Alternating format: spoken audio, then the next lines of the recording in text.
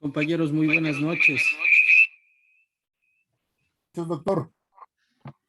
Buenas noches, doctor. Un gusto saludarle. Buenas noches, doctor. Un gusto saludarle. Buenas noches, doctor. Buenas noches, compañeros. Buenas noches, compañeros. Voy a pedirles y merecerles un favor muy especial, por favor, para ver si es que terminamos de conectarnos. 8:05, iniciamos la disertación, si les parece. Correcto.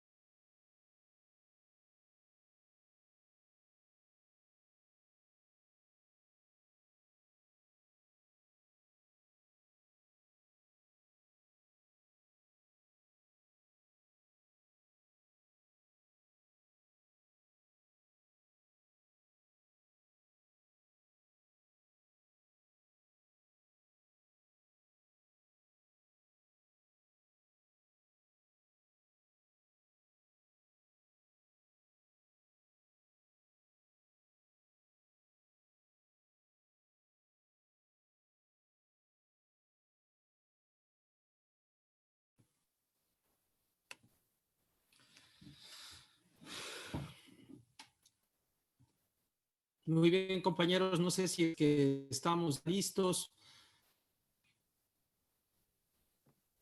Claro que sí, estimado doctor. Perfecto. Un saludo cordial, ¿no? Para efectos del registro y la grabación correspondiente, el doctor Agustín Quito le saluda. Vamos a continuar con lo que corresponde al diplomado que se encuentran cursando. Ustedes recibieron una breve charla respecto a lo que constituía en sí el principio de oralidad. Esto como un elemento fundamental o como una antesala de lo que actualmente se encuentra en vigencia dentro de nuestro sistema procesal penal, específicamente esta norma que rige bajo un principio lógico de equidad y transparencia, que lo que fundamentalmente opta es por mantener una publicidad que de acuerdo para el sistema procesal es eficiente y garantiza objetividad en las resoluciones o fallos de los administradores de justicia. Esta es la concepción general, independiente de las creencias que tengamos, pues algunas personas que revisamos o estudiamos el derecho penal.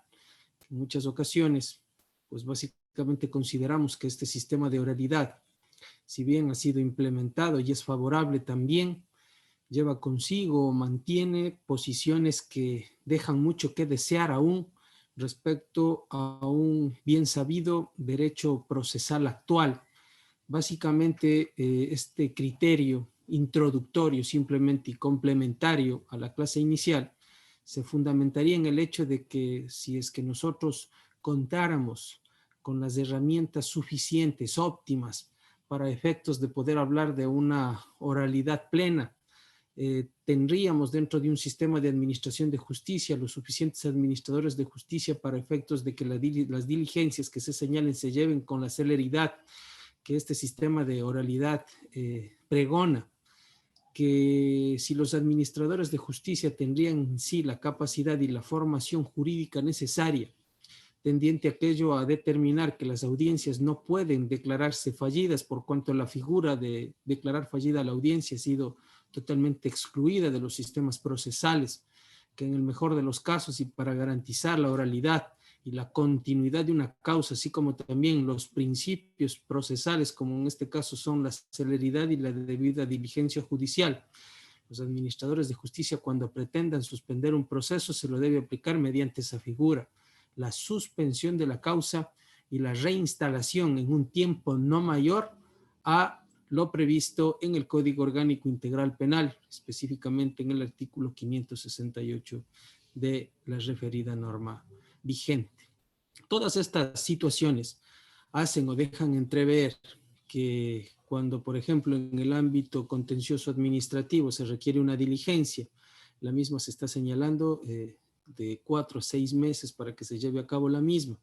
En virtud de aquello no sabemos si es que la falta de administradores de justicia o la falta o el exceso de uso de la administración de justicia haciendo efectivo el principio de tutela judicial es el que genera este empantanamiento de la administración de justicia o en definitiva es el sistema el que aún se mantiene, si bien en términos escritos modernizado, en la práctica aún tiene rezagos de caducidad, lo cual ha impedido de cierta manera que esta administración de justicia sea diáfana en su esencia.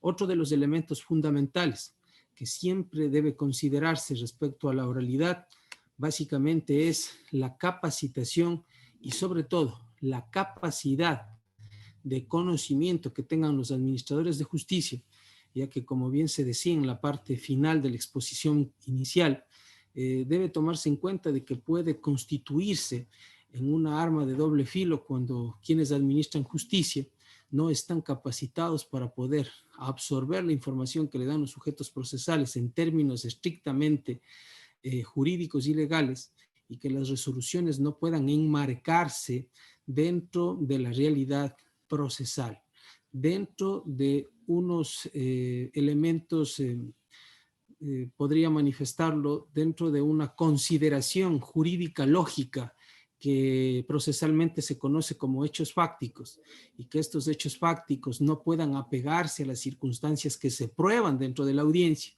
por lo que por lo general, y cuando digo por lo general me refiero a un porcentaje altísimo que supera con tranquilidad el 60%, las resoluciones o sentencias emitidas en este caso por los tribunales de garantías penales adolecen de falta de motivación por error, que es lo que la Corte Nacional de Justicia, jurisprudencia del año 2012, señores abogados, colegas, ha determinado que debe obligatoriamente ser corregida por las Cortes provinciales.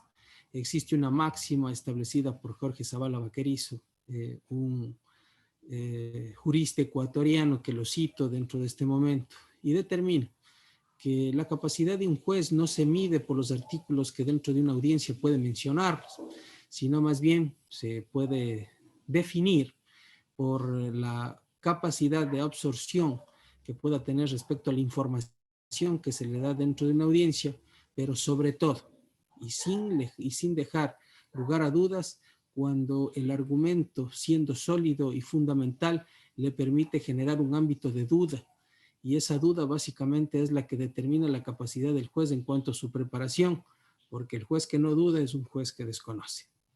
Voy a poner en consideración de ustedes este pensamiento que tengo respecto a la oralidad como un litigante dentro de los tribunales de justicia, básicamente porque considero pertinente hacerlo y fundamentado en el hecho de una verdad cierta como la que es la que los abogados en libre ejercicio tenemos y percibimos a diario en los tribunales.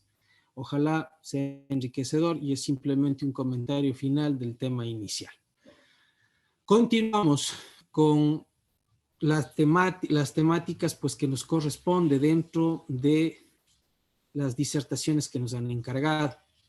Y un tema de trascendencia que tenemos que en este momento abordar es respecto a la víctima dentro de la legislación penal ecuatoriana. Cuando nosotros nos referimos a víctima, debemos siempre enmarcar esa terminología en lo que la Convención de Derechos Humanos ha definido, y sobre todo la conceptualización que se le da a la víctima dentro de un estatus moderno. Esto quiere decir que víctima es aquella persona que ha recibido un daño, sea de manera directa o indirecta, y que acumula en sí o conlleva esta consideración o definición no únicamente a la misma, sino al conglomerado de gente que la rodea. Es bajo esta consideración que partimos esta ponencia y lógicamente consideraremos también entre los conceptos o demás definiciones que se puedan establecer en cuanto a víctima, un elemento fundamental. Básicamente, en nuestro ordenamiento jurídico, antes constaba o se determinaba o se les reconocía a la víctima con el nombre de, o con la acepción jurídica de ofendido. Y de acuerdo con la primera disposición reformatoria del Código Orgánico Integral Penal, se dispuso que esta terminología sea sustituida en todas las disposiciones del ordenamiento jurídico nacional. Específicamente se sustituyó el término ofendido por víctima. Y se establece pues que víctima es a quien la ley le reconoce el poder jurídico sobre el bien materia del ilícito. Esta consideración es de especial importancia. Le concede también esta nueva concepción el impulso del interés lesionado. Puede ser una persona, la víctima, al referirme lógicamente a la víctima, puede ser una persona natural o jurídica, colectiva, o en definitiva puede ser víctima el Estado.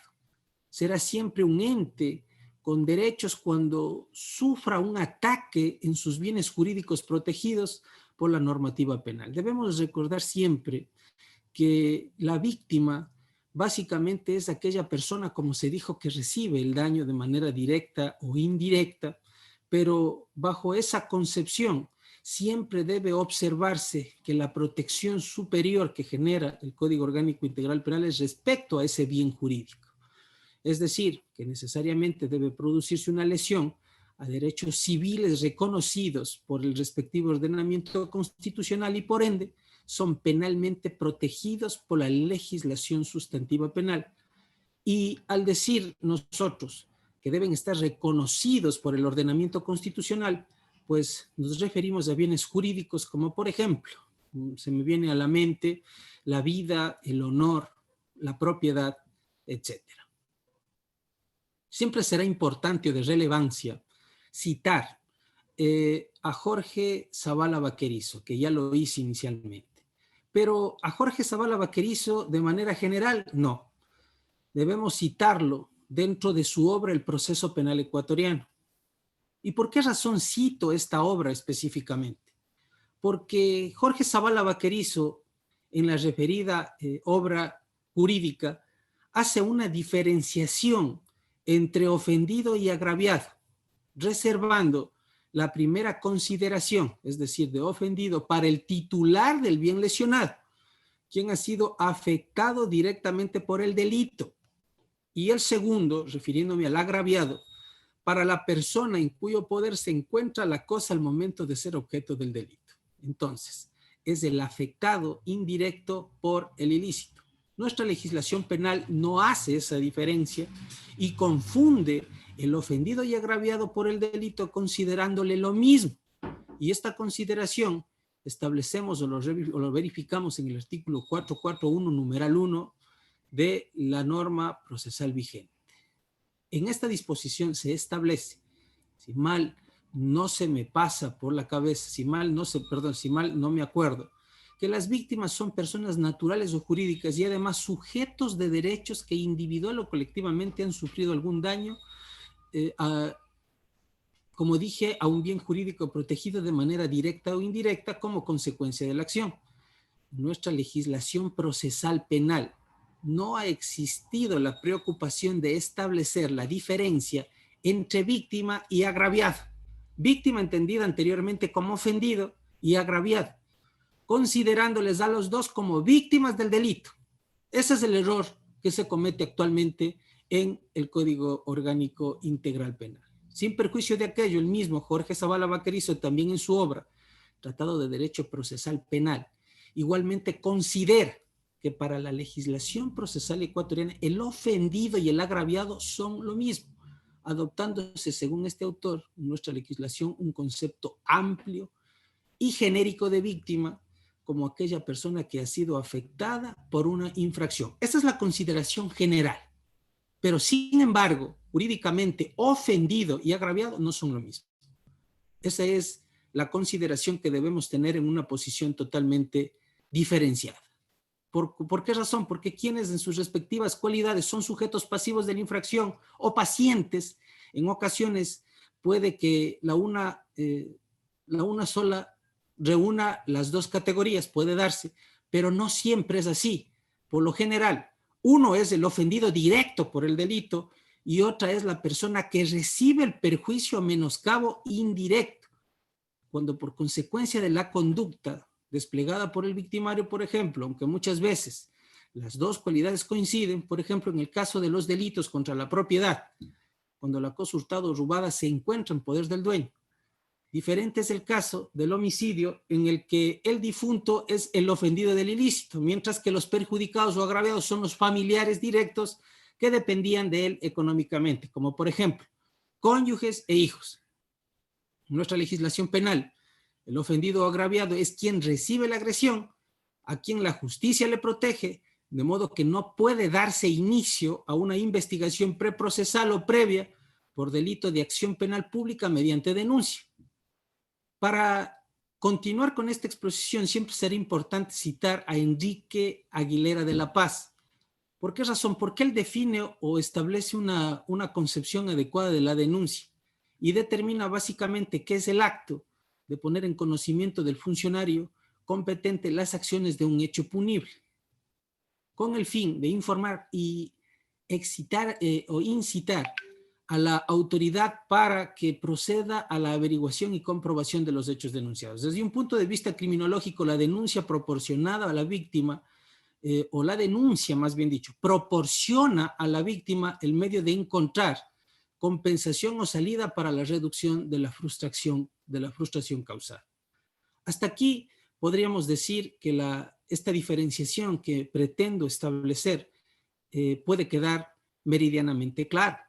Sin perjuicio de aquello, siempre será importantísimo revisar el posicionamiento real de la víctima dentro del Código Orgánico Integral Penal. No sé si alguna de las personas que están escuchando esta ponencia al final puedan coincidir con mi criterio o a la vez diferir del mismo, ¿no? Será muy respetable y podremos discutir respecto al tema. Pero es indiscutible que si bien existe este tipo de problemas, también en la actualidad existe y es marcado la existencia de este inconveniente respecto a que la protección estricta que da el Código Orgánico Integral Penal es a los bienes jurídicos protegidos. Tanto es así que la víctima actualmente ha sufrido sin menoscabo y sin duda alguna, ha sufrido un desmejoramiento en su protección propiamente dicha. Pero al referirme a la víctima, me estoy refiriendo a la víctima directa, no a la víctima absoluta. Víctima directa, aquella que recibe en sí la lesión al bien jurídico protegido. Y la víctima absoluta, entendida como la sociedad propiamente dicha. Pero ¿por qué ha existido este desplazamiento de la víctima principal por sobre la víctima absoluta? Por la excesiva protección al bien jurídico, a los bienes jurídicos protegidos. Y nosotros podríamos darnos cuenta, o de qué forma nos damos cuenta respecto a este fenómeno, pues necesariamente debemos ser muy cuidadosos en las lecturas que generamos y nos vamos a dar cuenta que el Código Orgánico Integral Penal, muy por el contrario de entender que genera una mayor protección para la víctima, ha retrocedido en aquello. Pero ¿cómo nosotros podemos entender o razonar esta concepción? Porque en sí no es una concepción, es una realidad. Pero esta realidad se enfoca fundamentalmente en lo siguiente. Si nosotros nos damos cuenta en el Código Penal, de procedimiento penal, por poner un ejemplo para poder explicar este criterio, se podría establecer básicamente que la víctima tenía la posibilidad de decidir dentro del proceso desde la fase investigativa hasta la audiencia de juzgamiento. Es decir, su posicionamiento y poder como víctima directa era absoluta. ¿Por qué razón? Porque la conciliación podía darse hasta el final de la última etapa procesal, que es el juicio. En virtud de aquello, este sobreposicionamiento de la víctima absoluta, en este caso de la víctima, no era determinante. ¿Por qué razón? Porque la víctima directa, en este caso, podía tomar la decisión específica de resolver el caso y simplemente por llegar a algún acuerdo con la otra parte, y moría el problema ahí. Y es entendible bajo todo punto de vista, ya que la Corte Nacional de Justicia, cuando se refirió específicamente al tema de la conciliación en procedimiento directo, estableció pues 3 parámetros básicos por los que era procedente conciliar. Y se decía pues entre una de esas concepciones que lógicamente era entendible porque la víctima directa tenía la predisposición o la facultad de decidir, porque el bien jurídico protegido era el propio de él.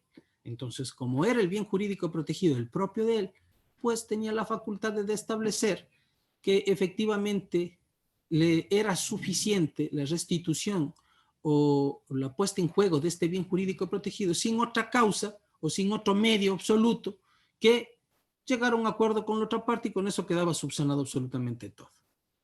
Y la Corte Nacional también determinó que era viable también hacerlo eso, porque aparte de reconocer esta posición absoluta de la víctima directa dentro del proceso para decidir, pues lógicamente si es que a ella ya no le interesaba continuar con el proceso, pues pierde sentido el sistema propio de persecución penal. No tiene sentido, se sume en una pena o angustia procesal innecesaria al procesado, a la víctima, perdón, así como al procesado. Pero, ¿qué ocurre en el actual Código Orgánico Integral Penal? Esta facultad otorgada a la víctima directa se ve mermada, se ve mermada. ¿Y por qué se ve mermada? Porque si nosotros revisamos, la facultad de decisión de la víctima está absolutamente limitada. ¿Por qué? Porque ahora resulta, con el Código Orgánico Integral Penal, que la facultad de decisión de la víctima ya no es en todas las etapas del juicio, sino únicamente hasta antes que concluya la instrucción. Es decir, que ahora la víctima directa puede decidir respecto al bien jurídico protegido lesionado de su propia persona hasta ese momento. Pero ¿qué ocurre si la víctima ya no lo hizo y decide tomar la decisión de que el proceso termine en la audiencia de evaluación y preparatoria de juicio? Ya no es posible. Se le limita esta facultad y ahí es específicamente donde se genera esta pérdida o esta pérdida de escalón de la víctima directa y permite el sobreposicionamiento de la víctima absoluta por sobre la víctima directa. ¿Y por qué razón pasa eso? Porque si es que la víctima decide arreglar con el procesado, esto ya se considera como un atenuante simplemente, pero ya no como una forma de terminar el proceso. ¿Y por qué? Porque le corresponde a la sociedad ahora reclamar la conducta generada o la acción generada por la conducta del infractor. Y esto puede concluir única y exclusivamente con la imposición de una pena, con la discusión, en el mejor de los casos, de esta conducta en la audiencia de juzgamiento.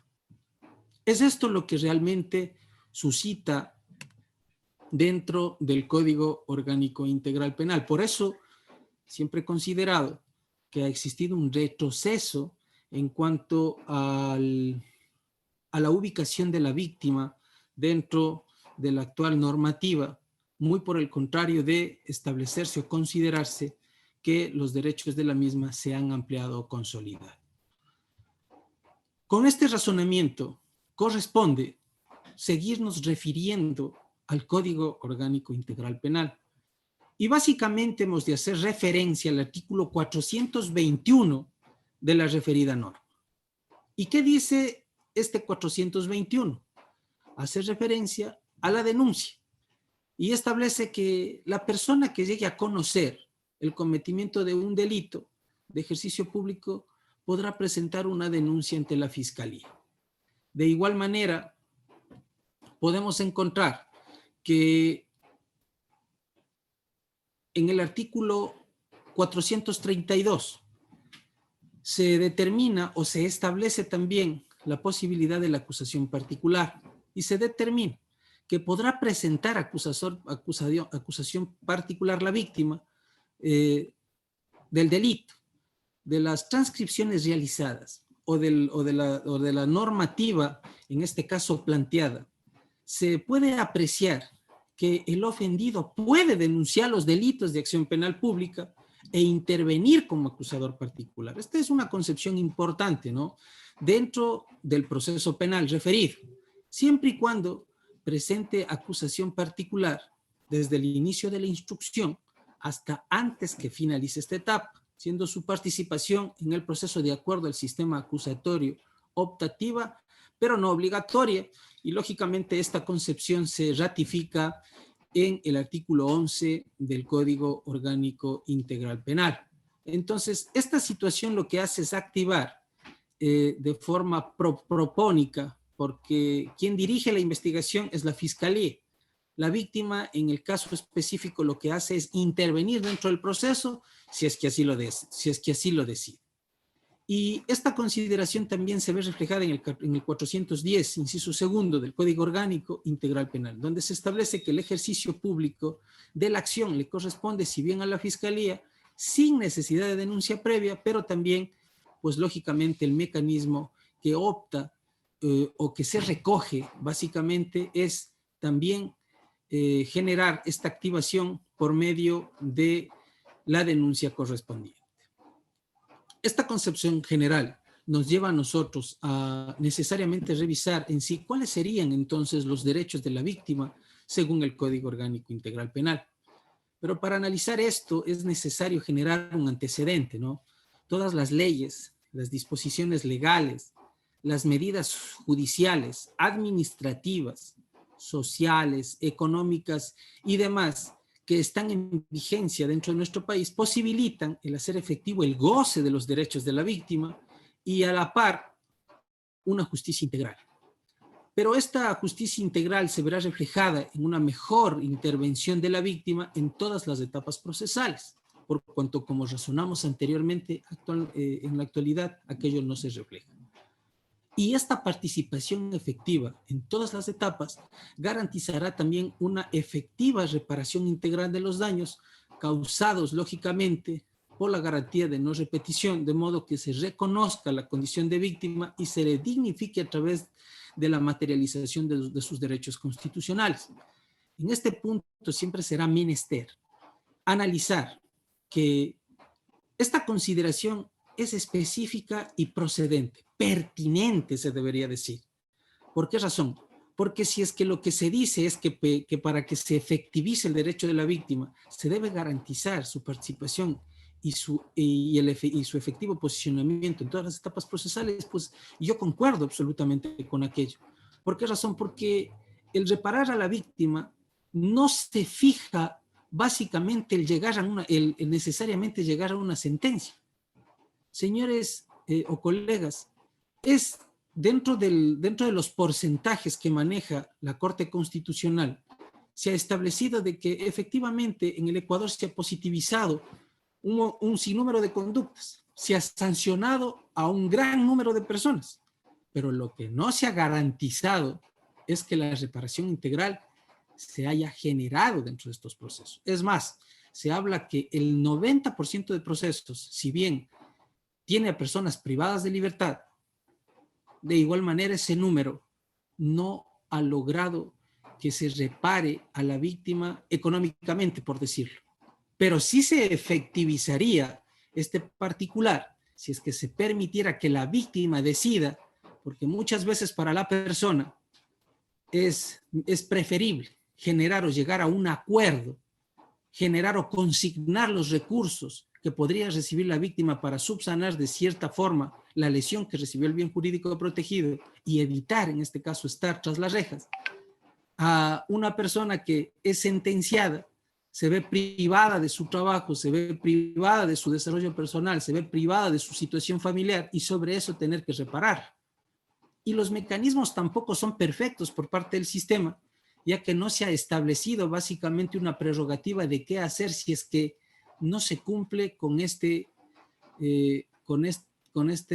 fijación de reparación integral. Recientemente, la Corte Nacional de Justicia ha referido que bien se podría aplicar el 282 del Código Orgánico Integral Penal para poder efectivizar, en este caso, el señalamiento de reparación integral a favor de las víctimas. Ahora la pregunta ¿es viable y procedente aquello? ¿Es viable y procedente aquello? Es la pregunta. Y la respuesta, pues, dentro del debate considero que podrá llegar a un feliz término y lógicamente lo podríamos hacer, lo podríamos razonar. En este punto es menester referir a un tratadista que se viene a la mente, Luis Reina Alfaro. No sé si alguno de los participantes ha podido revisar a este autor. Pero ¿qué sostiene él? Que el acceso de la víctima al objeto penal del proceso limita casi en todas las legislaciones la ausencia de disposiciones legales expresas. Eso refiere Luis Reina Alfaro.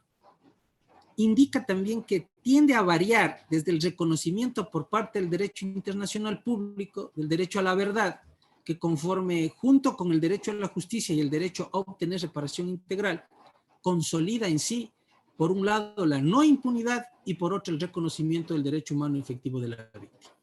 La víctima u ofendido por el delito de la acción pública puede promover, ejercer y actuar sus derechos en forma íntegra durante el juicio penal.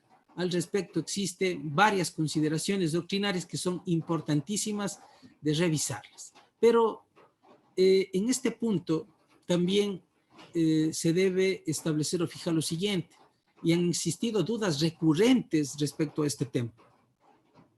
¿Qué es la acusación particular para la víctima en el Código Orgánico Integral Penal actual? ¿Qué consideración o qué posicionamiento le da el que interponga o no acusación particular? Y para esto es menester rescatar, eso sí, dentro del actual Código Orgánico Integral Penal, pues de que a la víctima, por el hecho de ser tal, le da la calidad de sujeto procesal. Al menos no la debe reclamar, como anteriormente sí suscitaba en el Código Penal y de Procedimiento Penal. Antes la víctima tenía que reclamar esa calidad, ya que si no lo hacía no podía participar del proceso.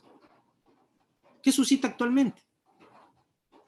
Que la víctima puede, como no, presentar acusación particular, porque el sentido o el objeto mismo de la acusación particular, es decir, del hecho de ser considerado víctima o de ser considerado en esta parte un sujeto procesal, perdón, de ser considerado sujeto procesal, le permitía reclamar la reparación integral.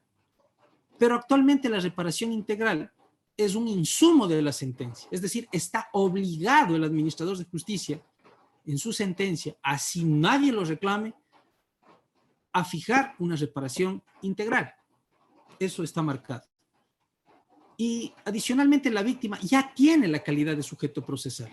Entonces, muchos han manifestado cuál es el objeto de la acusación particular dentro del sistema procesal. Pues, digamos que casi nada, por no decir nada. Porque el artículo 432 del Código Orgánico Integral Penal, específicamente si la mente no me es ingrata, en el numeral 1, determina que así no se presente acusación particular, la víctima puede intervenir y participar activamente en todas las etapas del proceso. Ahora puede generarse una duda. La víctima, si no presenta acusación particular, puede recurrir, puede presentar, en este caso, un recurso. No lo digo yo, ¿no? Lo ha dicho la Corte Nacional de Justicia. Lo puede hacer. Y efectivamente ese recurso debe ser considerado a su favor.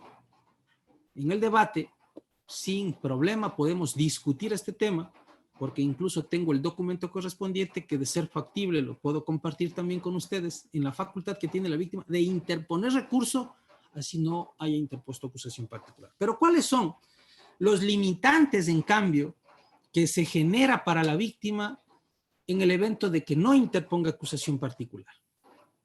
Específicamente, la primera consideración es cuando el fiscal, por ejemplo, se abstiene de acusar, concluida la etapa de instrucción. No puede reclamar la víctima, no podría reclamar la víctima, porque esa sí es una exigencia que le pone aún el Código Orgánico Integral Penal. Esto quiere decir, si se abstiene de acusar, pero presentaste acusación particular, puedes recurrir respecto a esta situación y que sea en este caso el superior quien revise el acto de abstención fiscal. Si no presentas, negado. Otro elemento importante que se recoge dentro del sistema procesal, en el COIP, es la imposibilidad de discutir dentro de la audiencia de evaluación y preparatoria de juicios el sistema de saneamiento de la audiencia. Por cuanto no se te concede la palabra, y eso lo recoge el Código Orgánico Integral Penal para mi criterio como un error, no se te puede conceder la palabra para que te refieras respecto a vicios formales. de procedimiento, procedibilidad, cuestiones de competencia dentro de la audiencia. No puedes pronunciarte respecto a este tema. No puedes hacerlo. ¿Por qué razón? Porque el Código Orgánico Integral Penal te limita aquello. Es totalmente extraño. Pero sin embargo hay jueces que impiden que la víctima interponga recursos si no ha puesto acusación particular. Eso es un error gravísimo y que ya ha sido solucionado, por cierto, o aclarado por la Corte Nacional de Justicia. Bajo esas consideraciones, vemos de que la situación de la acusación particular, si bien no serviría, existen ciertos parámetros que hacen todavía exigible la situación. Entonces, concluimos en la siguiente consideración. ¿Es necesario presentar acusación particular? No, pero sí. En eso concluimos. No, pero sí. Porque si es que quieres reclamar la postura fiscal, pues sencillo, tienes que presentar acusación particular, si no, no te puedes oponer al criterio fiscal, ya que sabemos que el juez no lo puede hacer. Simplemente corre traslado y automáticamente dictar el auto de sobreseimiento. Pero es importante revisar las posiciones dogmáticas respecto a la víctima o ofendido en el delito de acción penal. Y para eso, nosotros necesariamente nos referiremos a la posición clásica. Entre los tratadistas y juristas que defienden esta posición, entre otros, encontramos al colombiano Alberto Márquez. Juristas brasileños también, como por ejemplo Luis Flavio Gómez y Antonio García. Ellos sostienen que la víctima de un delito tiene el derecho de reclamo al Estado. ¿Cuál es el argumento? Y que por cierto es de antaño, que es preciso reconocer desde un punto de vista genérico el derecho de promover enjuiciamiento, es decir, de denunciar, de presentar acusación particular contra el agresor y de perseguirlo ante el poder público hasta que se obtenga su castigo. No puede admitirse ningún tipo de restricción ni límites en cuanto a la decisión de la víctima de intervenir. Es más, debe defenderse ultranza que este derecho lo tiene el ofendido de incoar un proceso y de perseguirlo hasta obtener una sentencia o resolución motivada sobre la cuestión planteada. Esto dice la posición clásica respecto a esta situación. Pero la posición actual, ¿qué dice? ¿O quién lo sostiene? Para esto nosotros hemos de revisar el criterio que ha manejado Ricardo Leiva, el argentino Eugenio Zaffaroni, quienes consideran que las nuevas corrientes procesales apuntan al menos a dos cuestiones centrales en referencia a la víctima. En primer lugar, se refieren básicamente a la protección y trato digno, porque es preciso recordar que la víctima durante mucho tiempo ha sido la gran olvidada en la justicia penal. Y dos, la posibilidad de pleno control de la marcha del proceso o control sobre el ejercicio de la acción penal cuando se ha violentado una norma jurídica.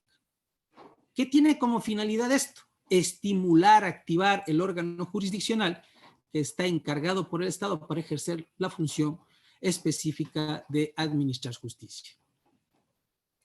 Es el legislador indiscutiblemente quien ha posibilitado la intervención de la víctima a través de los mecanismos de conciliación y de reparación establecidos por la ley. Y eso ya hemos tratado. El Estado, al hablar o al haberse arrogado el derecho de juzgar al momento que se da la transgresión del orden social, concede poder jurídico al fiscal. Eso sí se debe entender. Concede un poder jurídico al fiscal, pero no es un poder de administrar justicia, no un poder de perseguir la acción penal. Pero, ¿qué representa aquello?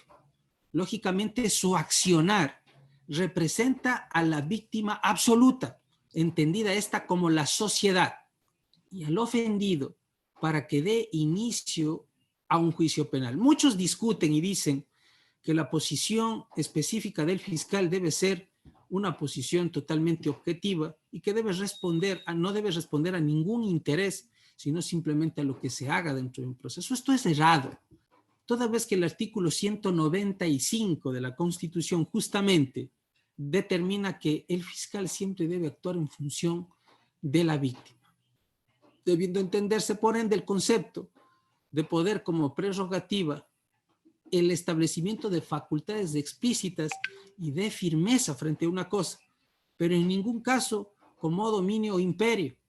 Eso es importante. El fiscal, no por ser fiscal, tiene el poder absoluto, tiene un poder desbordado dentro de los procesos. Esto es totalmente negativo y si es que se lo percibe de esa manera, totalmente dañino para nuestro pensamiento como abogados. ¿Por qué razón? Porque nosotros no debemos olvidar que si bien el fiscal es el fiscal a quien se le ha dado facultades totalmente amplias y se le han generado aún más dentro del Código Orgánico Integral Penal, tenemos también nosotros dentro de la causa un poder del control que es el juez de garantías. El mismo que en base a la teoría de diques, que es desarrollado por Eugenio Zaffaroni, un tratadista de derecho penal argentino que ya fue citado, es quien controla pues todo este exceso que puede existir dentro del proceso, dentro de la actuación fiscal. Y si bien la fiscalía representa los derechos de la víctima, siempre debe su actuar estar enmarcado en principios constitucionales. Ahora, es menester establecer básicamente que la Convención Americana sobre los Derechos Humanos, que fue suscrita posteriormente a la Conferencia Especializada Interamericana de Derechos Humanos, celebrada el 22 de noviembre de 1969, específicamente en San José, Costa Rica, que entró en vigencia en el 78,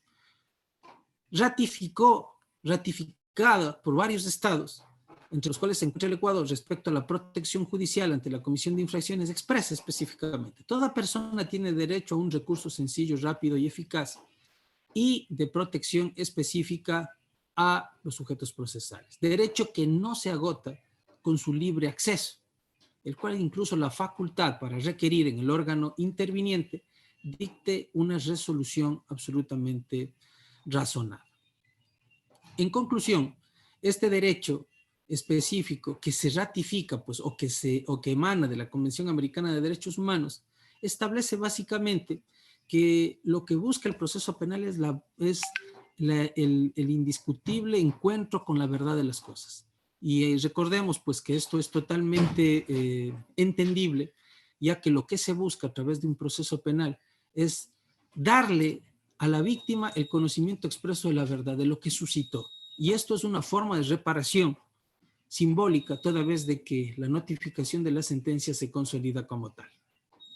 Para concluir el día de hoy con esta exposición, es importantísimo referirnos a este elemento, el derecho de la verdad.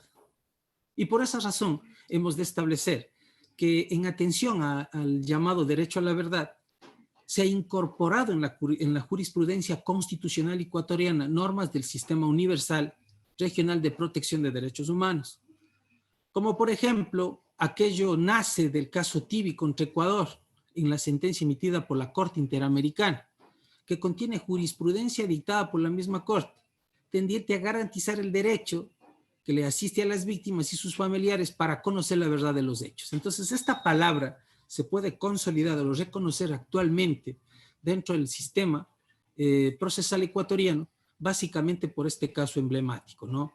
Que recoge respecto a delitos de lesa humanidad elementos fundamentales como por ejemplo la detención ilegal y arbitraria, tortura, violación al derecho al proceso y garantías judiciales que actualmente se reconocen en muchos de los casos como conductas individuales y penalmente relevantes.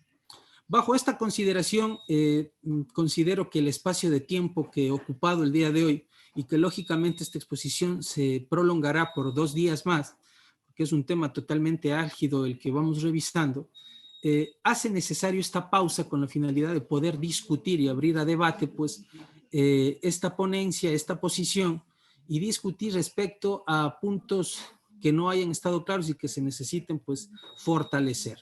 No sé si es que alguno de los compañeros tiene alguna pregunta, alguna situación o posición respecto a el tema que estamos tratando, específicamente la consideración de la víctima en el proceso penal. Hasta aquí mi exposición. Abrimos, como lo hicimos la vez anterior y que tuvo una muy buena acogida, la discusión por 30 minutos. Compañeros, les pido por favor prender las cámaras de ser posible, por respeto para todos, ¿no? Porque el único que tiene prendida la cámara soy yo. Entonces, hasta para hacer interactiva la situación y no sentirme solo en esta exposición. Entonces, pongo en consideración de ustedes preguntas sin importar, por favor, la magnitud de las mismas, estamos dispuestos a solventarlas. Tienen la palabra.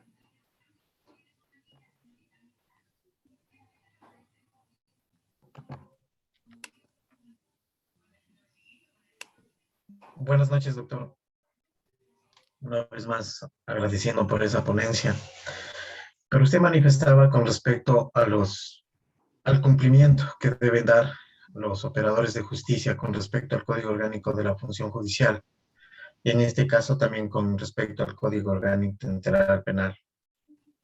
Como usted bien sabe, por ser litigante no se cumplen ningún tipo de plazos establecidos dentro de los mismos, y a nosotros estar interponiendo escritos en relación a que despachen las causas, lo único que hacemos es lograr que nos dejen a un lado. ¿Cuál sería en sí una reforma que podría darse para mejorar este tipo de situaciones que se presenta hoy en nuestra justicia? Básicamente en función de la En función demora. del despacho de causas. Despacho de causas. Perfecto. Les voy a recordar a ustedes algo que les va a servir, creo que a la mayoría, y que de hecho yo lo ocupo bastante, ¿no? Es el tema de que la Administración de Justicia actualmente tiene una definición lógica y necesaria respecto a que es o se constituye una prestación de servicio. Al ser una prestación de servicio, automáticamente nosotros tenemos acceso por el artículo 7 de la Ley de Acceso a la Información Pública, pues a correos electrónicos de todos los funcionarios de la Administración de Justicia. Y si bien la ley impide el hecho de que el juez pueda reunirse con una de las partes, porque esto es incluso una causa de destitución, no lo hace respecto al pedido expreso que podemos hacerlo a través de los correos electrónicos de los funcionarios públicos, es en este caso de los jueces. Yo por lo general, cuando no tengo una respuesta óptima y con la finalidad de factibilizar el hecho de poder recusarle al juez por la demora injustificada en la tramitación de una causa, suelo hacer lo siguiente. Interpongo un requerimiento estableciendo específicamente las fechas y los escritos que he puesto en el proceso, con la finalidad de que el juez tenga conocimiento. Lo mando directamente al correo electrónico del juez. ¿Por qué razón? Porque de acuerdo al 130 y 131, el juez tiene la facultad de corrección. Y una de esas facultades de corrección es básicamente generar un seguimiento a su despacho.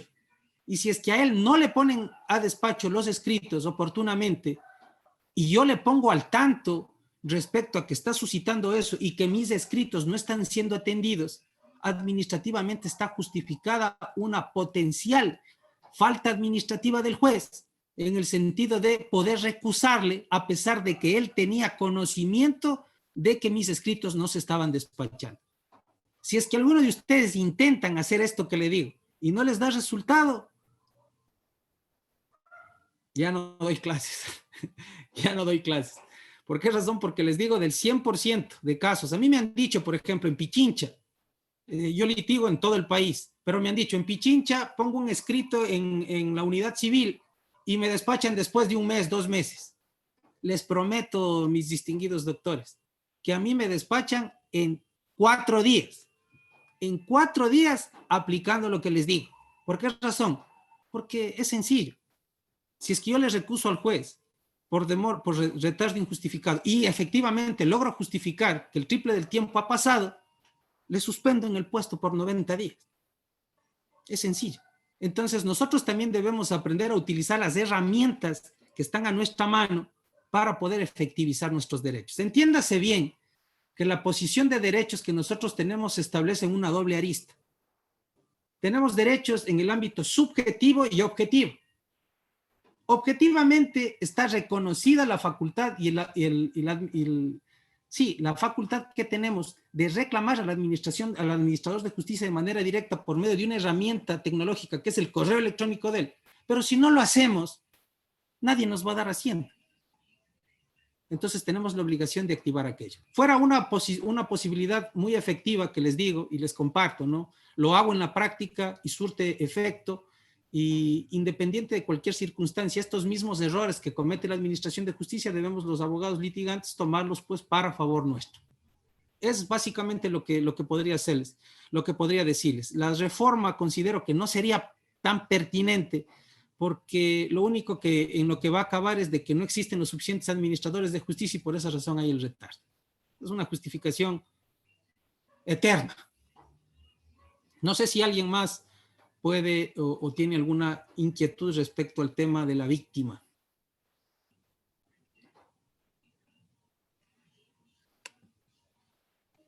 Bueno, doctor, buenas noches. Más que todo agradeciéndole, ¿no? Por sus ponencias, compañeros, buenas noches. En lo que usted acaba de decir, yo tengo un caso, y de hecho, en Pichincha, doctor, en la unidad de la familia. No sé si para ellos es una justicia. Yo llevo desde el mes de diciembre con un pro de disminución de pensiones alimenticias, ¿no? Yo estoy patrocinada que proporciona las pensiones. El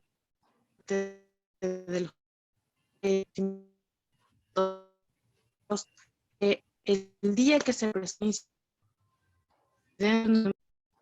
uno adjunta el correo, la casilla judicial, quién nos está patrocinando, ¿no? Pero se valen hasta de la mínima para retardar, para dar dilación al proceso. Entonces, usted me recomienda que lo que nos acaba de decir, yo podría ponerlo en práctica, ¿no? Es más, hagamos una cosa. Discúlpeme, doctora, ¿cuál es su nombre? Natalie. Estimada Natalie, un favor, y no sé si es que les pueda servir, voy a mandarles el modelo de la fundamentación que yo utilizo para efectos de pedir celeridad en los procesos al juez, directamente al juez, ni al secretario, sí, directamente al juez. No sé si es que por aquí lo pueda hacer, porque parece que está habiendo algún inconveniente en cuanto a la información que estoy remitiendo. No sé si les llegó la información, las resoluciones que ofrecí. No, doctor. No estaba nada, doctor. No, doctor, no hay ninguna información. Doctor, buenas noches. ¿Y si sería factible enviarnos al grupo de WhatsApp que tenemos? Perfecto. Voy a pedir comedidamente que me unan al grupo con la finalidad de yo pedirle a mis secretarias que tengan la bondad de escanear estas resoluciones y les hagan llegar. Pero esto especialmente me parece que es un tema importantísimo que recogemos el día de hoy. Voy a hacerles llegar la fundamentación, es Corte Interamericana, Corte Constitucional, Corte Nacional y Código Orgánico de la Función Judicial. Y al final ustedes pueden poner la petición que se genera juntando las fechas con las que interpusieron los escritos y van a ver el resultado que tienen. Es óptimo, es óptimo. Les digo que en Quito a mí me despachan en 4 días un escrito. En 4 días un escrito, si ustedes no crean. Yo tengo desde diciembre ese proceso, es más, supuestamente por cuestiones de la pandemia, se supone que por cuestiones de la pandemia todo era electrónicamente, ¿no? La ventanilla virtual.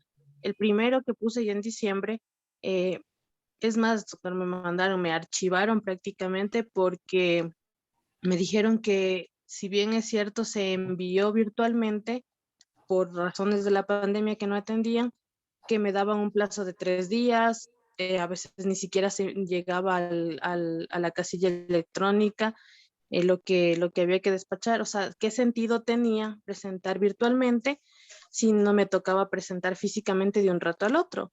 Entonces, ahora se ha presentado, sin embargo, le ponen largas al proceso. Perfecto. Le ponen largas. Perfecto. Esto es importante. Entonces, queda como deber para mí hacerles llegar este contenido que les va a servir, creo que a la mayoría de participantes. Tal vez Omar Almeida tiene alguna inquietud, Héctor Navas. Compañeros, no les veo, no les conozco. Marco Basono, Tania Quintuña, Marco Basono, Omar Almeida, por favor. No sé si es que pueden conectarse. No sé si es que Estimado pueden doctor, prender muy las buenas cámaras, por noches. favor. Doctor, buenas noches. Estoy conectada. Ah, ya. Doctor, buenas noches. Les pido, por favor, Estamos prendamos las conectados, cámaras. doctor. Alguna pregunta siempre es Sí, doctor, importante. buenas Yo sé noches. que a veces conocemos, Estamos al pero aire. justamente para eso nos inscribimos en estos cursos, para poder ampliar un poco nuestros conocimientos. Gracias, doctor. Doctor, buenas noches. Si me permite una pregunta, tal vez. Claro, con gusto. Tenga la bondad, en cuanto a la explicación que nos hace relacionada con la situación de la víctima, el ofendido, el agraviado. En este caso, ¿nos podría tal vez poner un ejemplo o una explicación relacionada con los delitos de la eficiencia contra la administración pública, específicamente en un caso de peculado? ¿El ejemplo en qué sentido? En cuanto al ofendido, al agraviado, en este caso la víctima. Sí. ¿Quién es la víctima en un delito de peculado? El Estado. El Estado. ¿A quién le corresponde generar la persecución? A la Procuraduría, si es que en este caso no tiene representación jurídica la institución. ¿Sí? Muchos han discutido y se ha discutido respecto a la intervención de la Contraloría. Pero la Contraloría, su intervención es facultativa, interviene o no, pero no es sujeto procesal. No es sujeto procesal. Eso está absolutamente claro. Y el procesado, pero doctor, dentro del peculado, la Contraloría General interviene con respecto a los informes que realizan, porque son ellos los que determinan por ejemplo, en un GAD municipal, ellos determinan cuáles han sido los montos o cuál es el peculado que han tenido los funcionarios públicos. Y es más, a veces dentro de los procesos, porque yo he tenido algunos juicios de peculado dentro de los procesos, ellos realizan o solicitan dentro del mismo proceso que se haga una pericia contable, pero basándose en todos los descubrimientos, o sea, en todo lo que ellos han realizado al momento de hacer su examen al GAD municipal, por ejemplo. Sí, es importante su criterio. Es muy importante su criterio. No sé quién más comparte el criterio del compañero para generar una explicación general. Bueno, básicamente voy a decirle lo siguiente. El Código Orgánico Integral Penal sufrió una reforma, ¿no? El informe de la Contraloría ya no es un requisito de procedibilidad para el inicio de un proceso penal. Ya no es un requisito. Es decir, la Fiscalía puede iniciar por la simple denuncia de un presunto hecho de peculado. Puede hacerlo.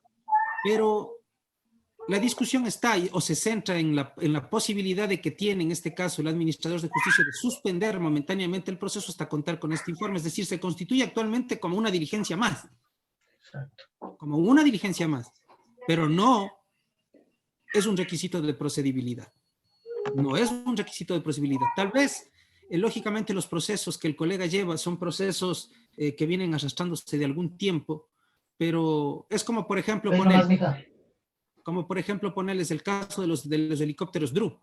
El fiscal general de aquel entonces, Chiriboga, archivó el proceso porque lógicamente no existía el informe de la Contraloría y esto constituye un obstáculo de procedibilidad para continuar con la causa. Actualmente podría aperturárselo y es más, la fiscal nacional lo ha aperturado y podría pedir como una diligencia más la intervención de la Contraloría para que genere su informe, lógicamente, pero continuar con la investigación. Eso es lo que actualmente tenemos. ¿Alguna circunstancia adicional? Pero dentro de eso, o sea, discúlpeme que le vuelva a insistir, doctor, pero dentro de eso, por ejemplo, los jueces se basan y determinan que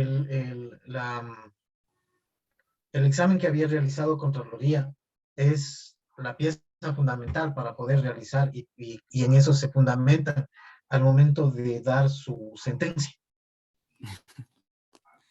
Yo le voy a decir lo siguiente. El informe de la Contraloría es un informe de la Contraloría, de un organismo de control, pero la Contraloría no es el juez. ¿Sí? Yo, por ejemplo, por ponerle un caso, tuve el caso de un presunto peculado calificado, ¿no?, con indicios de responsabilidad penal por parte de la Contraloría, pero mi defendida, que fue una alcaldesa en la provincia de Pastaza, sale libre de cualquier responsabilidad. ¿Por qué razón? Porque el informe no es vinculante al juez. Si es que usted me dice que tiene jueces que se centran específicamente en el informe de la Contraloría, es justamente lo que estaba diciendo, que el sistema de oralidad se constituye en un arma de doble filo. Cuando, por ejemplo, tenemos jueces incapaces, pero incapaces no en el sentido de coger y decir, o sea, no sirven para nada, sino que no se preparan y no tienen un criterio absolutamente sólido, como lo debe tener todo administrador de justicia, para entender y comprender que los informes periciales, informes de entidades de control, al no ser vinculantes, pueden y deben ser interpretadas como un elemento más del acervo probatorio, pero no como una pieza clave para sentenciar. Entonces, actualmente los procesos de peculado ya no requerirían de defensa, sino simplemente de una negociación para ver, ojalá me pongan la pena mínima. No me parece que están así. Es muy respetable la situación que hacen los señores jueces, pero si es que fuera el que estuviera litigando, pues lógicamente la discusión fuera en función de eso. Muy respetable, ¿no? Es mi criterio personal. Si me permite, doctor. ¿Alguna persona adicional necesita alguna? Claro, diga. Muchísimas gracias. Como siempre, muy interesante su exposición. Yo quiero también de alguna manera aportar en algo al tema que estamos tratando en el siguiente sentido. Parte fundamental, creo yo, de la defensa de un peculado es que los abogados también debemos de prepararnos en el derecho económico o en los delitos económicos. Y tiene que ver con algún conocimiento por lo menos básico y elemental de auditoría. Porque si no conocemos algo de auditoría, que es lo que realiza exacta o precisamente la Contraloría, muy difícilmente solo con el derecho en la mano podríamos defender. Y digo esto porque en el contrainterrogatorio que se realiza con los auditores de Contraloría, si no tenemos un conocimiento elemental, nos hacen bailar. En cambio, si tenemos algún conocimiento básico de auditoría, que es necesario e indispensable, nosotros tenemos para cuestionarles. Conocer la ley orgánica de la Contraloría, ¿se cumplieron o no se cumplieron los plazos? ¿Fueron los equipos de auditoría bien conformados o no? ¿Qué dice la ley de la Contraloría? ¿Qué dice el reglamento? Etcétera, etcétera, porque como usted lo dice, el informe, el IRP, el informe de responsabilidad penal, que antes era indispensable para instaurar un juicio por peculado. Por ejemplo, en los actuales momentos no hace falta. Y así hubiese, no tiene ninguna vinculación ni es prueba de por sí solo per se, sino a través del testimonio que en la audiencia de juzgamiento el auditor haya realizado en su examen especial. Y es de ahí la valiosa oportunidad para hacerle repreguntas, pues, y decirle, ¿no es cierto?, cómo actuó, qué hizo, cómo hizo, dónde hizo, qué encontró, etcétera, etcétera. Y por eso muchas personas dicen, no pasó nada, dicen con el informe de Contraloría. Pero es porque hay abogados que conocen de estas dos ramas y técnicas. Yo termino, señor doctor y queridos compañeros, con un tema más bien que me dejó un sinsabor que no me pasa. Créame, doctor, que no me pasa. Y por eso habrán escuchado mis compañeros, con el respeto que se merecen, que yo le dije al señor docente, con mucho respeto anteriormente, de que yo no estaba satisfecho o quizá yo no estoy entendiendo. Y tal vez estoy equivocado, porque para eso son estos cursos, estos diálogos. Decía que el peculado, si es cometido por un indígena, se le aplica la justicia indígena y que no pasa nada. Ejemplo, que un señor indígena cometa un delito de peculado en una cooperativa de ahorro y crédito. Perfecto. Y que por ser indígena es un delito susceptible, decía el señor docente, de que la comunidad le castiguen con ortiga, con baño, con cargar piedras o con lo que fuere, y que no pasa nada. Entonces eso no sería justicia, sino un privilegio por ser de una determinada etnia y por vivir en una determinada jurisdicción. Se lleva 1.000, 200.000, 300.000. Mientras por ser que en el sector público para los mestizos, que se roba $5.000, $1.000, $800, tiene que pagar una pena por peculado. Entonces yo no sé si estoy mal entendiendo o qué es lo que pasa, pero sí amerita una explicación. Y la última, doctor, usted decía que presenta su escrito por correo electrónico al juez. Yo jamás he presentado eso, quisiera que nos enseñe adecuadamente a presentar un escrito ante el juez a través del correo electrónico, porque vivimos también un sistema medio raro. Como verán, yo soy medio viejito. Vivimos un sistema medio raro. Antiguamente el abogado litigante era el que ponía, ¿qué diré yo? El ritmo, siguiendo la Constitución, obviamente. Ahora los abogados estamos supeditados a que si usted presenta un escrito le contestan, será sancionado. Usted presenta otro escrito, le dicen, aténgase y revise previamente para sus peticiones del expediente.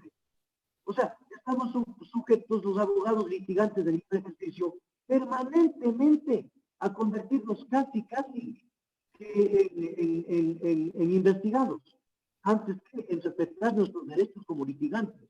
Todo lo que hagamos, todo lo que digamos, todo lo que escribimos es motivo de resentimiento y ofensa para el juez y nos quieren mandar a callar o nos amenazan con el código de la función judicial o con el COIR. Entonces han invertido mucho los papeles, mi estimado doctor, y definitivamente es como que nos tuvieran atados de pies y manos y por eso la permanente preparación que necesitamos. Muchas gracias. Perfecto. De la intervención del doctor es importantísimo y voy obligatoriamente, hasta por decencia jurídica, digamos, a aclarar un temita respecto al tema de la justicia indígena. La justicia indígena tiene una consideración innegable, ¿sí? La organización, la OIT lo ha dicho, la Constitución de la República lo dice en su artículo 171, sin perjuicio de aquello, cuando revisamos el 171 también tenemos que determinar que no se ha establecido la reglamentación específica para la aplicación efectiva de este tipo de justicia, eso también es cierto. Pero una sentencia que es valiosísima para poder entender el particular es la de la Cocha. Pero la sentencia de la Cocha debemos nosotros analizarla y comprenderla en un acápite específico. No entiendo, en realidad, tal vez el docente que generó esta ponencia está bañado por el paraguas constitucional, digamos, en exceso, pero no es así, no es así. No es como el doctor manifiesta o como el doctor, lógicamente tiene el sinsabor porque nadie que mínimamente entiende el derecho va a aceptar esta situación. ¿Y por qué lo digo esto? Porque en la sentencia de la Cocha se dice específicamente el caso de violación o el caso de muerte. Básicamente no puede ser discutido por la comunidad porque no tiene en este caso la capacidad de poder discutir o de poder analizar básicamente el tipo penal como tal. ¿Sí? Lo que puede discutir son diferentes circunstancias que se generaron dentro de la comunidad. Pero el momento en que me dice, por ejemplo, que una persona, un indígena, por ejemplo, es elegido como alcalde, y por el hecho de ser indígena no puede ser susceptible, en este caso, de ser sometido a la justicia ordinaria, estamos en un error gravísimo, porque el primer requisito para que opere la justicia indígena es de que la causalidad o la circunstancia específica de la acción se genere entre indígenas, de la misma comunidad. Pero si es que nosotros estamos hablando de que él ha sido designado como alcalde, se le está, si bien puede ser por el mismo pueblo de él, pero ahí la relación es respecto a la confianza para administrar los fondos públicos que le corresponden a los indígenas. El hecho de que él genere un acto de peculado, un acto específico de esa naturaleza, bajo ningún concepto puede ser tratado por la justicia indígena, porque no se reúnen los insumos necesarios para el efecto. O es que yo estoy equivocado, o es que el derecho ha cambiado a tal naturaleza que no me he dado cuenta, o es que la persona que dijo esa está totalmente desfasado del particular. Yo más bien pido disculpas a nombre de todos los docentes. Esta circunstancia no puede ser aceptada bajo ningún concepto, ¿sí? No es posible considerar esto. El otro tema, respecto al escrito, no estoy refiriéndome, mi distinguido doctor, a presentar un escrito al juez, no puedo hacerlo. Lo que sí estoy diciendo es de que mediante el correo electrónico se puede poner en conocimiento del juez el retardo que está existiendo respecto al despacho en su judicatura. Eso es una cosa totalmente distinta. porque es una facultad del juez controlar que todo se despache a tiempo. Es una cosa totalmente distinta. No es un escrito, sino es un comunicado que se le genera al juez con la finalidad de que el momento en que yo les recuse por retardo injustificado no me voy a decir que desconocía. Les voy a pedir, compañeros, por favor, al menos hasta las 9:30 no se puede desconectar para poder controlar la asistencia. Es hasta un poco falta de respeto coger y salirse de este conversatorio que estamos generando. El conversatorio lo establezco con la finalidad de que existe una participación de todos, ¿no? Entonces, salirse es como que un poco inadecuado. Al menos hasta las 9:30 es obligatoria la presencia. ¿Alguien más, alguna consideración? Por favor, prendan las cámaras. Disculpen que yo soy como docente que soy medio molestoso en ese tema. Siempre estoy pendiente de todos mis alumnos. Hensel Muñoz, por ejemplo, Oscar Sariano, Fabián Saigua, Christopher, Berta Riofrío. Les pido, por favor, se conecten. Estamos realizando un conversatorio, que este conversatorio enriquece puntos en particular. ¿Alguna situación adicional, alguien que pueda topar algo respecto al tema de la víctima? Doctor, una situación, refiriéndome a lo que habló el doctor anterior, sobre los alcances a la ley indígena precisamente, y estaríamos hablando de una víctima que fue violada por un indígena.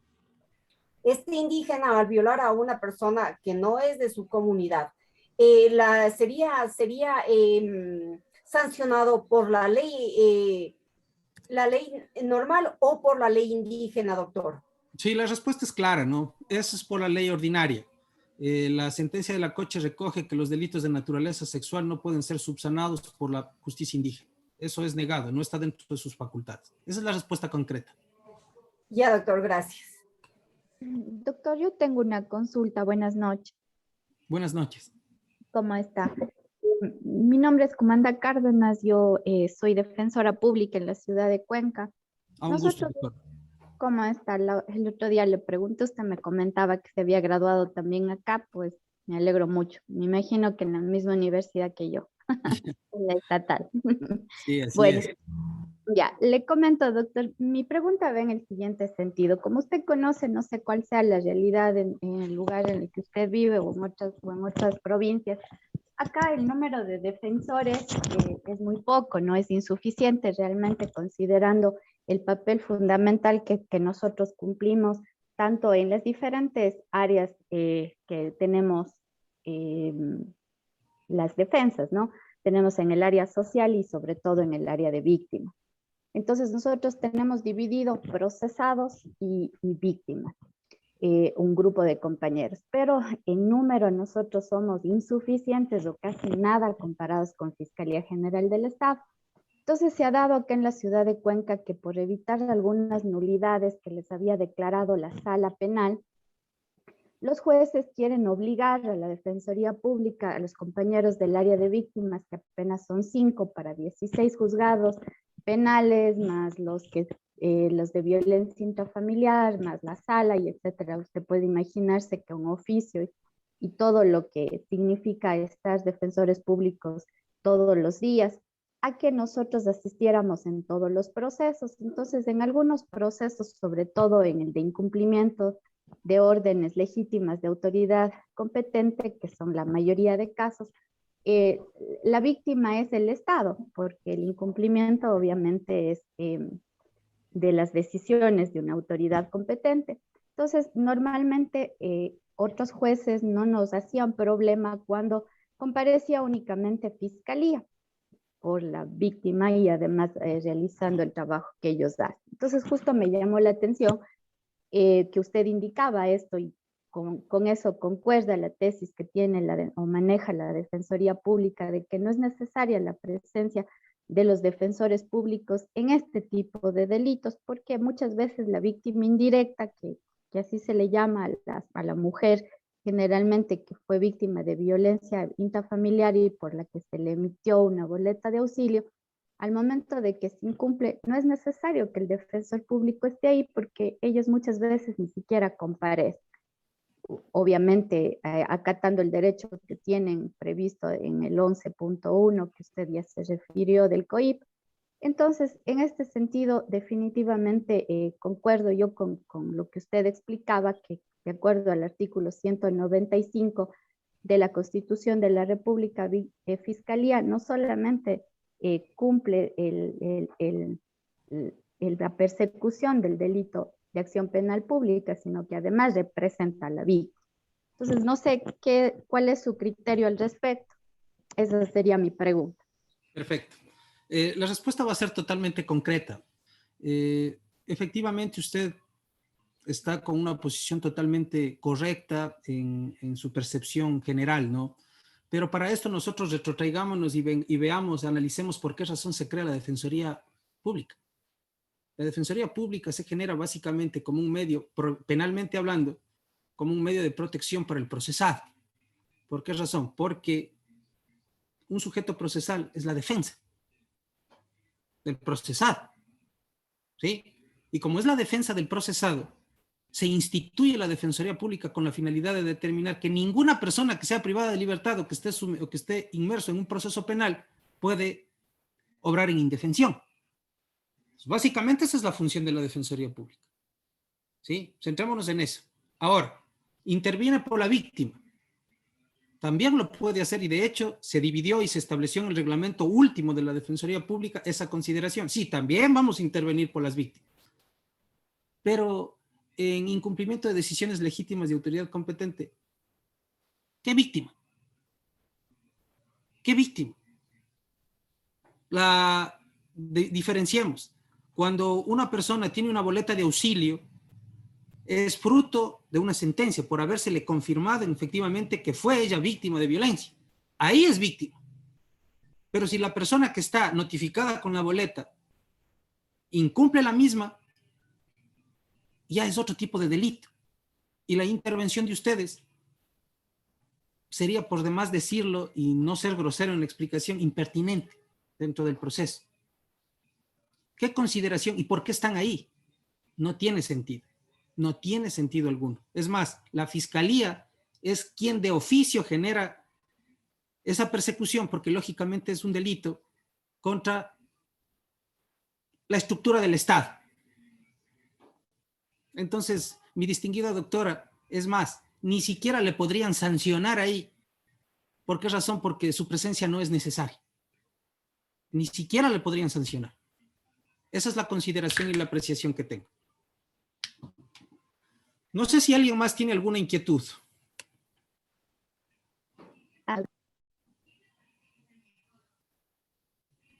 Sí, muy buenas noches, querido doctor. Yo tengo una duda más que todo, ¿no?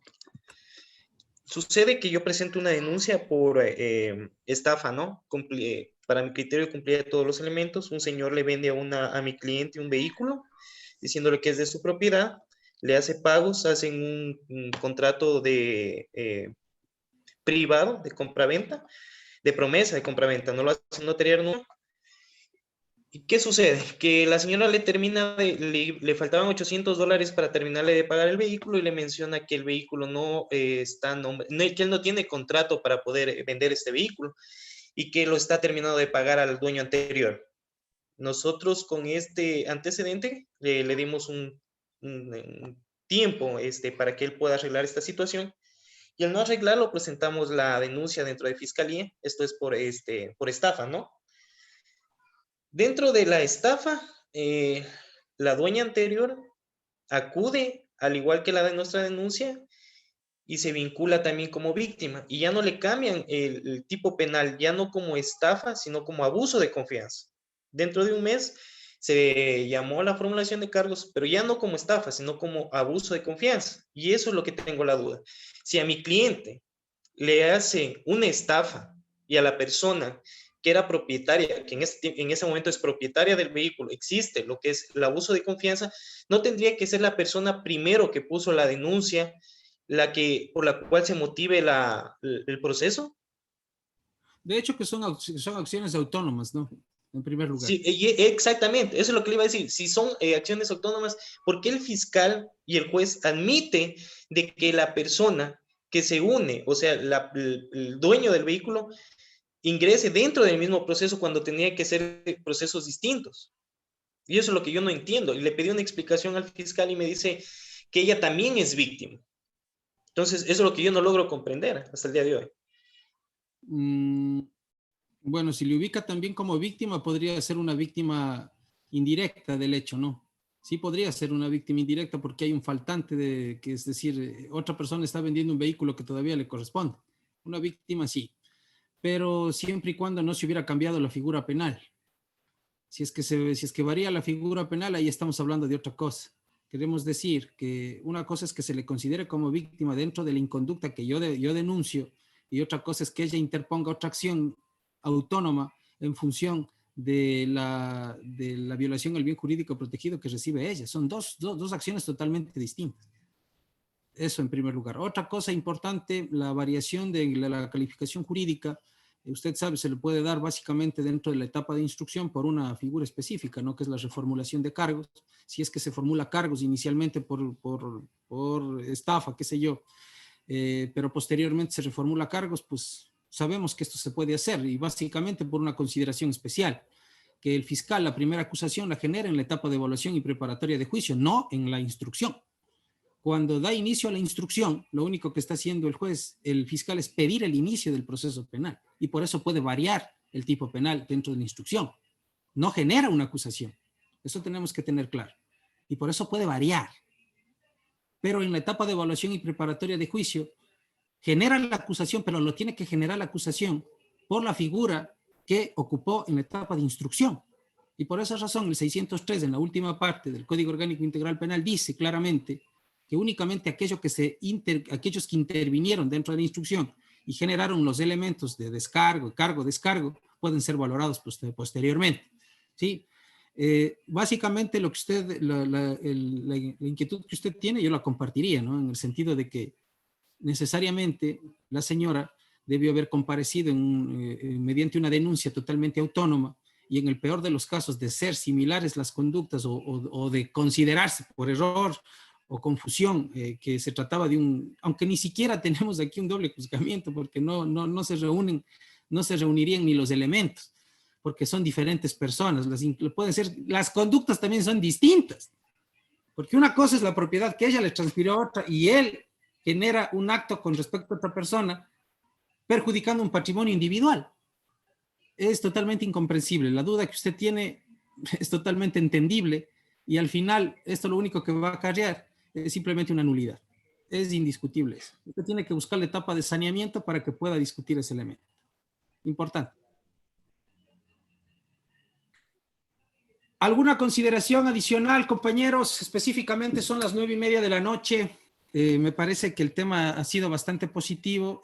Simplemente concluyo aclarando el tema de la justicia indígena. Me pareció bastante llamativo la inquietud del doctor y estableceré diciendo que el peculado bajo ningún concepto pudiera ser en este caso sancionado dentro de la justicia indígena por un elemento fundamental. Siendo más exactos, ¿no? Tengo aquí la resolución de la COCHE específicamente, y estableció que el delito bien jurídico contra la vida jamás fue resuelto ni pudo haberse resuelto por la justicia, por el pueblo indígena, ya que en el sistema consuetudinario ellos no están preparados ni tienen normas para que mate una persona a otra, y por eso dice, pues, entre una de las acepciones indígenas dice no matar, pues.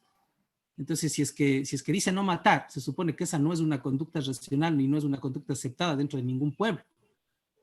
¿Sí? Entonces, no robar también, entonces tampoco pudiera ser aceptado la circunstancia de que el peculado sea sancionado dentro de la justicia indígena. Y un elemento adicional es de que siempre podrá la justicia indígena tratar cualquier tema al respecto, pero lo único que pueden ellos discutir son efectos sociales y culturales, es decir, desde qué perspectiva el delito de peculado pudo afectar en la población, de decir, ve, le nombramos a él, pero él robó. Pero los únicos aspectos que se pudieran en este caso sancionar dentro de la justicia indígena son efectos o situaciones sociales y culturales. Más de ninguna forma podrán ellos analizar el bien jurídico protegido específico, que en este caso sabemos cuál es, y por ende nunca va a considerarse una acción de doble juzgamiento, por lo que la justicia pertinente para llevar a cabo este proceso es la ordinaria. Bajo esa consideración creo que quedamos absolutamente claros.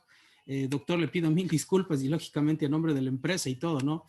De hecho, tengo que hacerles partícipes para que un poco vayan ustedes entendiendo por qué razón me disculpo. Yo soy uno de los propietarios de la empresa y voy a tomar muy en cuenta el particular respecto a esta situación para que los ponentes sean de mayor nivel.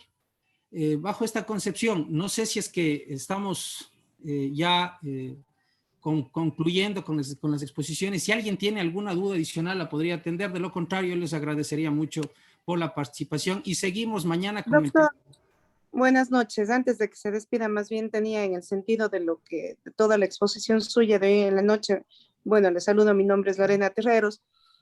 Yo tenía una duda razonable, un ejemplo de un caso de una persona conocida. A él, bueno, se inició supuestamente hace más de 5 años una investigación por una presunta falsificación de documento público y de falsificación de firma. Se inició una acción de investigación, indagación en la fiscalía. Durante los 5 años nunca bueno, la persona que patrocinaba y puso la denuncia hizo algunos elementos, hizo una pericia, la pericia se determinó que la firma no era de él. Pasó justo ya en el momento de que estaba, teniendo en cuenta que los documentos estaban desde el año 2012, 13, 14 y el último 15. La fiscalía, después de 5 años y teniendo en cuenta los documentos casi constituyen, casi tienen más de 5 años y unos casi 10 años, luego en vez de realmente archivar el proceso y un poco por presión de la persona que pone la denuncia, hace un auto de llamamiento a juicio. Hace un auto de llamamiento a juicio para formulación de cargos por el presunto uso de documento público. Teniendo en cuenta que la persona que se supone realizó este uso del documento público era una persona que trabajaba en un GAD municipal de la provincia, ¿sí? Entonces, realmente el momento que va el fiscal avanzando en estas investigaciones, realmente un proceso que en mi caso, por todo, en mi análisis, debería más bien por el tiempo que transcurrió desde el cometimiento de la supuesta infracción, han transcurrido más de 5 años en los documentos, debería más bien haberse archivado el proceso, incluso el llamamiento, no debería haber prosperado este auto-llamamiento a juicio en el momento oportuno. Más bien en una segunda etapa, el fiscal reformula cargos y lo llama y lo califica como un delito de concusión, ¿sí? Entonces yo realmente ahí en esa parte sí me pierdo, porque se supone que como un principio constitucional de seguridad jurídica no se debería empeorar la situación de ninguna de las personas, ¿sí? Sobre todo por estas circunstancias. Y realmente ahí es donde que a mí me llama mucho la atención sobre la seguridad jurídica que se da desde los fiscales, un poco por las presiones que a veces se hacen, simplemente se les ocurre más allá de sustentos, porque no tienen pericias, no es que se haya determinado que realmente la persona participó o fue el que utilizó el documento, pero se realiza eso. Realmente sí quisiera más bien oír su criterio sobre esta explicación y no sé si fui clara en el tema. Sí, y me da la oportunidad de despapallarme al último y le agradezco por eso. Consideremos, ¿no? La Corte Nacional de Justicia ha establecido básicamente los diferentes tipos de falsedad. En primer lugar tenemos la falsedad material, la falsedad ideológica, entre otro tipo de falsedades de documentos. El Código Orgánico Integral Penal, si no se escapa a mi mente, en el artículo 328 establece claramente que una cosa es el delito de falsificación y otra cosa es el de uso doloso de documento falso. Usted me está diciendo que la investigación comenzó por falsificación de documento. La falsificación de documento, por su esencia, si revisamos el artículo 198 del Código Orgánico General de Procesos, determina la existencia de un elemento o de un obstáculo de procedibilidad cuando se trata de falsedad de documento público. ¿Por qué razón? Porque el documento público adolece de prejudicialidad. Entonces, como adolece de prejudicialidad, obligatoriamente necesita el fallo de un juez civil que determine la falsedad del documento para efectos de que se pueda dar origen al proceso penal. En primer lugar eso, y esto lo ratifica el 198, como refiero, del Código Orgánico General de Procesos. Bajo esa consideración existía un obstáculo insubsanable a efectos de que se pueda iniciar el proceso por falsedad de documento público, ¿sí? Ese era el primer obstáculo. Si transcurrió más de 5 años, si bien el fiscal formuló cargos, el juez no va a poder pronunciarse en ningún momento respecto al obstáculo que genera el vicio de procedimiento, en este caso por prescripción que usted alega, sino en la etapa de evaluación y preparatoria de juicio. ¿Por qué en la etapa de evaluación y preparatoria de juicio? Porque solo ahí se aplica la teoría de diques a la que me había referido y que el juez obligatoriamente tomará como un elemento trascendental para que pase únicamente lo que tenga que pasar. Y si es que usted genera una alegación debidamente fundamentada, el fin va a ser simplemente el archivo del proceso, más la sanción correspondiente para el fiscal, porque la Corte Nacional de Justicia se ha referido ya en un caso del 2009 incluso, que es prohibido a los fiscales acusar por acusar. ¿Por qué razón? Porque el acusar por acusar genera básicamente una lesión específica de daño moral a la persona objeto de la acusación. Vayamos por ahí, es decir, los fiscales pueden ser sancionados actualmente por acusar, sí, no por error judicial, pero sí por daño moral, que es una acción civil. Reformular cargos de falsificación de documento a concusión no es pertinente. No es procedente. ¿Por qué razón? Porque no está dentro del cúmulo de delitos contemplados, en este caso, dentro del 328 siguientes. La concusión es ya un delito contra, ya sabemos, ¿no? Entonces, no es compatible.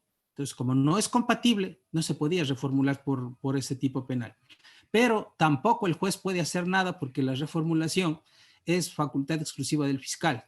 También es otro elemento que se tiene que discutir en la etapa de saneamiento, en la etapa de evaluación y preparatoria de juicio, en el evento de que este fiscal, si es que así se lo puede decir, ¿no? Entonces, llega a pedir audiencia de evaluación y preparatoria de juicio, aunque lo dudo, se va a abstener de acusar, porque de lo contrario, pues lógicamente ahí es donde le sugeriría que usted revise la resolución 10/2021 de la Corte Nacional de Justicia, 2021 o 2020 específicamente, sí, me parece que es 2021, en el que tiene usted la facultad de generar consultas respecto a, consulta jurisdiccional respecto a error inexcusable o manifiesta negligencia en caso del fiscal. Yo lo haría, ¿sí? Yo lo haría. Es más, si quiere, o si es que es de su interés, puedo compartirle, no sé si por aquí pudiera yo mandarle, una fundamentación que yo hice justamente por un error inexcusable que para mí fue manifiesto dentro de la tramitación de un proceso, específicamente por lo que usted me dice, y generar una formulación de cargos por falsedad de documento público, sin observar el elemento de prejudicialidad, y que posteriormente tuve que dejar que mi defendido, bueno, a Dios gracias, era bueno para mí, ¿no? Porque yo sabía que iba a perder el fiscal, pero los honorarios igual me pagaron. Entonces, pero yo sabía que era un obstáculo insubsanable y que en la evaluación y preparatoria de juicio yo le iba a tumbar el caso, y efectivamente le tumbé, ¿no? Por ese vicio, y regresó a foja cero todo. Pero ahora el fiscal se le está siguiendo una acción correspondiente, que es lo que usted tiene que hacer. Y lógicamente en ese caso es donde yo puse la consulta jurisdiccional de manifiesta negligencia del fiscal y se la calificó por la Corte Nacional de Justicia. ¿Sí? Se calificó.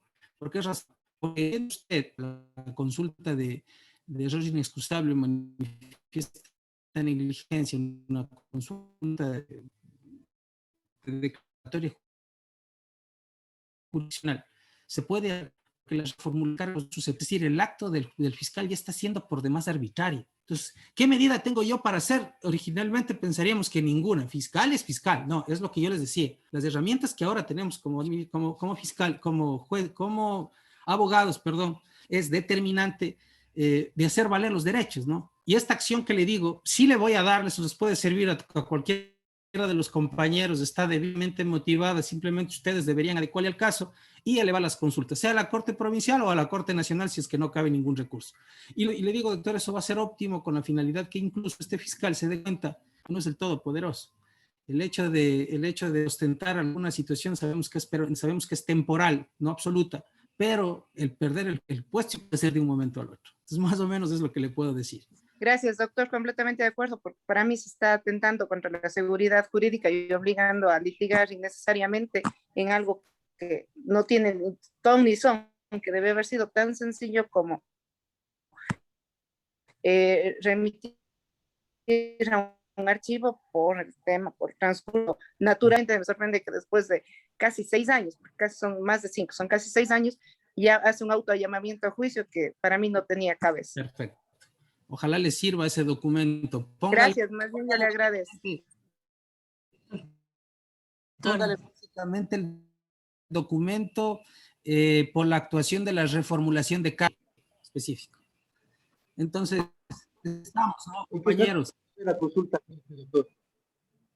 Doctor, ¿en qué casos procede la consulta a la Corte Provincial?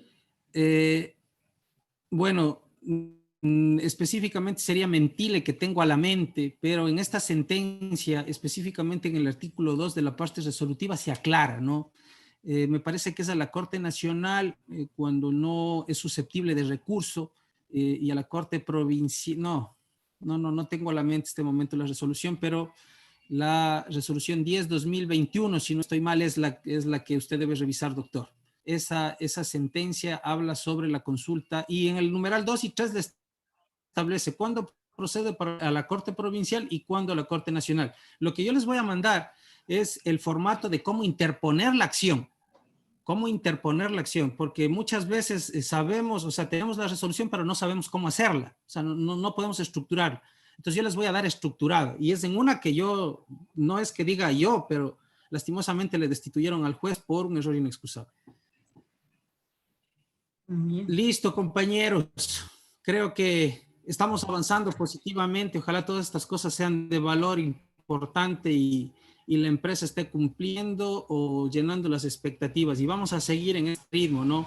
En este ritmo con la finalidad de poder salir bien y que ustedes también tengan información de valor que les sirva para el ejercicio profesional. Yo les agradezco mucho. Nos hemos pasado casi 15. Gracias a usted, doctor. Casi 15 minutos nos hemos pasado, pero es muy valioso. Es muy valioso. Que tengan una buena noche, ¿no? Doctor, una buena noche. Muchas gracias. No voy a olvidar el lado documentación. Estoy del chat de pronto interactuando. Sí, por favor, un favor especial. Pidan a la coordinadora del curso que me incluyan al chat, por favor, para más bien remitirles este momento los documentos. Muy bien. La sentencia gracias, también Gracias, doctor. 2021, doctor, por favor. Sí, por favor. Les voy a pasar eso es importante. Interesante, doctor, muy amable. Muy amable, doctor, gracias por su aporte. Gracias, doctor. Gracias, doctor. Buenas noches. Buenas noches con todos. Hasta mañana. Gracias. Callacamo.